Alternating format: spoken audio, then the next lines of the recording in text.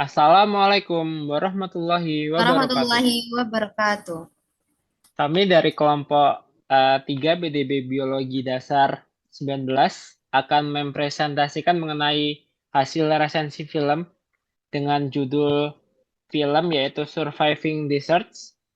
Sebelum kami menjelaskan hasil resensi yang telah kami susun, izinkanlah kami untuk memperkenalkan diri kami masing-masing. Baik, dimulai dari saya. Saya Terbit Mahardika Herlambang dari program studi Teknik Lingkungan dengan nomor induk mahasiswa 186251005. Saya Muhammad Safar Mana Pramudia dari Prodi Sistem Informasi dengan NIM 187251112. Nama saya Laurella Heli Setiawan dari Prodi Teknologi Hasil Perikanan dengan NIM 147251139. Nama saya Matthew Gabenero Pasaribu dari Program Studi Teknik Biomedis dengan NIM 18525151090. Nama saya Simana Najwa Mahira dari program studi Aquacultur dengan NIM 146251152. Nama saya Apriansyah Rangga Aditya dari Prodi Statistika NIM 188251113. Nama saya Alvin Nazwadi Ngasyarani dengan Prodi Aquacultur dengan NIM 146251150. Perkenalkan, nama saya Salsabila Yunov dari Prodi Teknik Lingkungan dengan NIM 186251111. Perkenalkan, nama saya Kayla Maritza dari Prodi Teknik Industri dengan NIM 165251102. Baik, mulai dari penjelasan yang pertama, yaitu mengenai identitas film. Film ini berjudul Surviving Desert, merupakan seri full episode dari Hostile Planet. Film ini dipublikasi pada 15 April 2024 dengan durasi 47 menit lebih 23 detik dengan institusi publikasi yaitu National Geographic dengan media publikasi yaitu kanal YouTube resmi, dan film ini diproduksi oleh Plimsoll Production. Lalu kita lanjut ke sinopsis. Nah, film ini mengeksplorasi kehidupan di gurun yang tanpa sunyi, namun penuh perjuangan melawan panas ekstrim akibat perubahan iklim. Ia mengikuti spesies seperti ibex nubian yang turun tebing curam untuk mengambil air sambil menghadapi risiko dari serigala serta heni coklat yang berburu anjing laut di pantai Nabib. Di tengah hari, film ini menunjukkan adaptasi luar biasa, yaitu kadal yang menari untuk menghindari luka bakar, laba-laba yang mengubur diri, dan semut yang berlari cepat mencari mangsa mati yang panas. Strategi sosial juga disorot, seperti Meerkat yang mengajari anak berburu kalajengking dan bekerja sama usir kobra, serta Elang Haris yang berburu kelinci secara tim. Film menutup dengan dampak kekeringan di Australia, di mana kanguru merah gunakan air liur untuk mendinginkan tubuh, serta pesan bahwa gurun meluas, tapi kehidupan akan bertahan dengan kecerdasan. Mari kita bahas antara film dengan 6 prinsip biologi. Yang pertama, universalitas atau kebutuhan hidup universal. Prinsip ini terlihat jelas di sepanjang video terlepas dari bentuknya yang beragam. Semua makhluk hidup mulai dari kelelawar, ibex nubia, hiena, meerkat, hingga kanguru merah memiliki kebutuhan dasar yang sama. Yang pertama yaitu adalah air. Kebutuhan akan air mendorong keluarga ibex menuruni tebing curam yang berbahaya. Yang kedua adalah makanan. Hiena, yang harus berburu anak anjing laut, meerkat dewasa yang mengajari anaknya mencari kalajengking, dan kelelawar yang harus keluar di siang hari untuk mencari serangga. Ketiga adalah perlindungan. Semua hewan mencari cara untuk berlindung. Baik, yang kedua ada kontinuitas atau keberlangsungan generasi. Selain kebutuhan hidup, yang kedua ada kontinuitas yang dimana film ini juga menyoroti dorongan fundamental untuk melanjutkan keturunan dan memastikan keberlangsungan spesies. Yang pertama ada induk ibex yang kehilangan satu anak. Mendedikasikan seluruh energinya untuk melindungi anaknya yang tersisa. Nomor 2 ada induk hyena coklat berburu untuk memberi anak-anaknya yang lapar di sarang.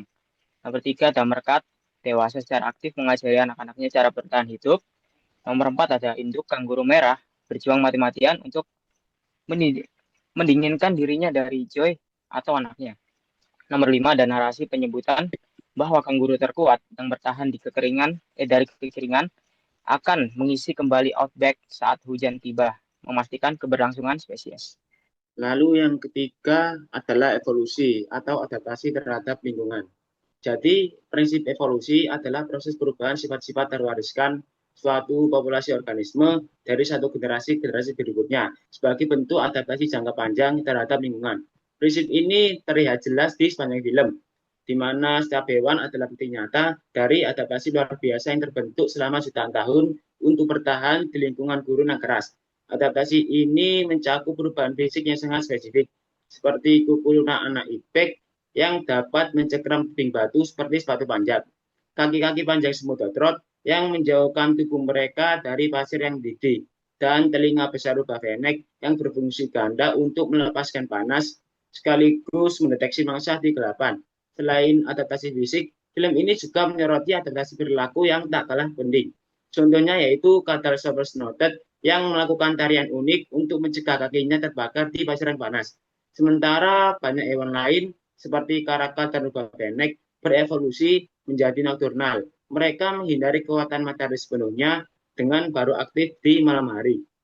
Yang keempat yaitu diversitas atau keberagaman hayati. Berlawanan dengan citranya yang kosong, film ini menunjukkan keanekaragaman hayati yang mengejutkan di gurun. Yang pertama, berbagai spesies. Kita melihat berbagai kelas hewan, mamalia seperti kelelawar, ibex, serigala, hyena, meerkat, kanguru, rubah, burung seperti elang, elang haris, karakal, sociable weavers. Yang ketiga itu ada reptil, yaitu kadal, kobra, dan antropoda, semut, laba-laba, kalajengking. Yang kedua, berbagai relung. Gurun Sonoran misalnya adalah rumah bagi lebih dari 2000 spesies tanaman yang menciptakan banyak relung ekologi berbeda untuk hewan seperti elang haris dan mangsanya. Yang kelima yaitu homeostasis atau menjaga keseimbangan internal. Di film ini, organisme gurun harus menghadapi kondisi panas dan kering, sehingga hewan-hewan yang tinggal di gurun memiliki mekanisme untuk mempertahankan kestabilan internal atau homeostasis, dengan cara menjaga suhu tubuh, lalu menjaga keseimbang air dan ion, dan mengatur metabolisme agar tidak terlalu boros air. Dan untuk scene-nya terdapat pada hewan kanguru merah dari Australia yang terancam overheating atau terlalu panas. Dan cara kanguru tersebut untuk menghindari panas yaitu dengan cara mencari tempat teduh, lalu menggali tanah yang lebih dingin, dan menggunakan air liur untuk mendinginkan darah. Lalu yang kedua, hewan laba-laba bug spore yang mundur ke liangnya yang lebih dingin untuk menghindari panas. Lalu yang ketiga, semut hot rod yang memanjat ranting untuk mendinginkan tubuh sejenak dari panas yang membara. Kemudian yang keenam ada interaksi hubungan antar komponen ekosistem. Nah, interaksi sendiri adalah tindakan saling memengaruhi atau berhubungan antara dua entitas atau lebih seperti manusia, kelompok, atau bahkan objek seperti dalam reaksi kimia. Nah, dalam video ini itu terdapat banyak contoh interaksi baik antar organisme maupun antara organisme dengan lingkungan abiotiknya seperti matahari, air, tebing. Yang pertama ada predasi atau pemangsaan.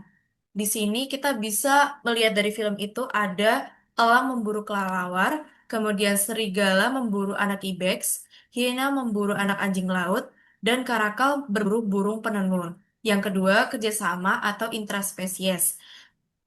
Di sini contohnya adalah meerkat bekerja sama untuk mengawasi predator dan mengusir kobra. Elang haris berburu mangsanya adalah kelinci, secara terkoordinasi sebagai satu tim. Yang ketiga, ada interaksi dengan lingkungan. Hiena itu memanfaatkan batas antara gurun dan laut yang kaya sumber daya. Ibex menggunakan tebing terjal sebagai perlindungan, tetapi juga harus menavigasinya untuk mencari air. Kemudian terdapat kelebihan dan kekurangan pada film tersebut.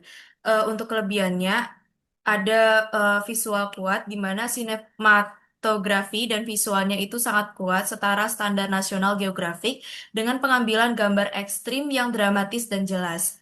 Temanya ini juga relevan, yaitu mengangkat isu perubahan iklim yang sangat relevan dan mendesak. Dan terdapat nilai edukasi di dalamnya. Efektif untuk menunjukkan beragam strategi adaptis seperti fisiologis, perilaku, dan sosial makhluk hidup. Kemudian kekurangannya ada dalam film ini itu sedikit kurang mendalam secara ilmiah. Penjelasan ilmiahnya itu terasa kurang mendalam dan tidak didukung data kuantitatif yang spesifik, contohnya seperti data kenaikan suhu. Kemudian terlalu sensasional, fokusnya itu lebih terasa pada drama dan kengerian bertahan hidup yang terkadang terkesan sensasional. Kemudian ada repetitif, yaitu penekanan pada betapa berbahayanya tempat ini, terasa berulang-ulang atau repetitif. Berdasarkan uraian di atas, dapat disimpulkan bahwa dokumenter Surviving Deserts berhasil menyajikan drama kehidupan liar di lingkungan ekstrim dengan visual yang luar biasa kuat, serta efektif menggambarkan strategi bertahan hidup unik berbagai makhluk dalam menghadapi tekanan matahari dan perubahan iklim. Meskipun kekuatan utamanya terletak pada sinematografi yang mengunggah dan narasi dramatis, dokumenter ini dinilai memiliki keterbatasan dari sudut pandang ilmiah karena kurang menyajikan data kuantitatif dan penjelasan biologi yang mendalam. Secara keseluruhan, film ini sangat direkomendasikan bagi penonton yang mengutamakan daya tarik visual dan cerita, namun kurang memadai untuk analisis akademis yang spesifik. Sekian penjelasan resensi film dari kelompok kami.